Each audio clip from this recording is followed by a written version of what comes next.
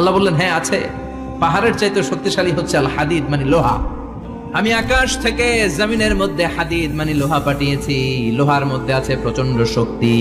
ওয়া মানাফিউ লিন-নাস, লোহার মধ্যে আছে মানুষের জন্য উপকার। পৃথিবীতে এমন কোন জিনিস নাই যে এই জায়গায় লোহা নাই, ঠিক কি না? আল্লাহ বললেন লোহা সবচেয়ে শক্তিশালী, এটা পাহাড়ের চেয়েও শক্তিশালী, কারণ লোহা পাহাড়ের মধ্যেও ঢুকায় দেওয়া যায়, ঠিক কি না?